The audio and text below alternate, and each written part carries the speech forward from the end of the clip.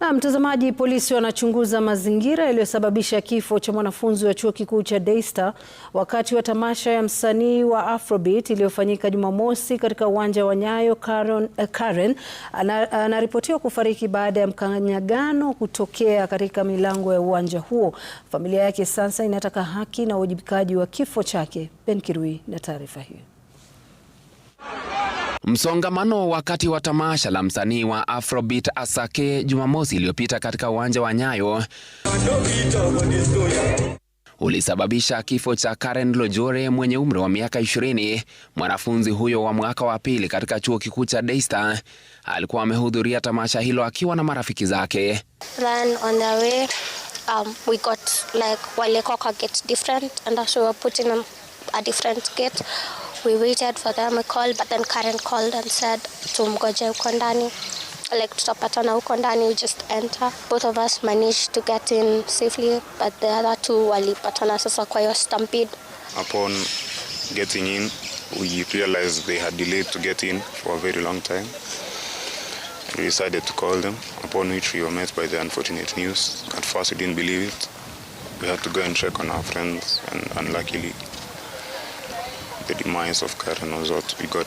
Tukio hilo limeiacha familia ya Lojore na huzuni kubwa msimu huu wa mkesha wa Krismasi. Amazing person she was. This is so low for us. I got to... Jumatano, marafiki na wanafunzi wenzake walikusanyika katika makafani ya hospitali ya rufaa ya Kenyatta kwa ibada ya ukumbusho na kutazama mwili. Huzuni ilitanda huku waombolezaji wakitoa rambirambi zao kwa familia ya Lojore. She was a bright girl. Still is. Sisi wote wenye tuko hapa, if we knew her, it means then all of us here have something in common. She loved lively people. Ako napenda watu wanambo na ukimbo atakwambia. And her love for pets, her love for people, her love for anything that she does was so visible, so profound. You could see it even when you pretend you won't see it. You just know Karen is a cat person, Karen is a people person. Familia na marafiki sasa wanaitaka serikali kufanya uchunguzi wa kina kuhusu tukio hilo.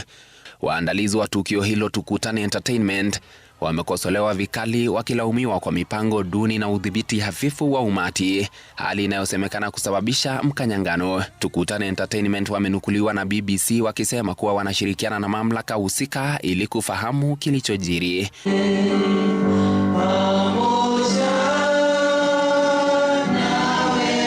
Wakati huo huo, hafla ya ukumbusho kwa heshima ya marehemu pia ilifanyika katika chuo kikuu cha Daystar jijini Nairobi. Marafiki na wanafunzi wenzake walimkumbuka kama msichana mwenye uchangamfu na matumaini makubwa ya baadaye.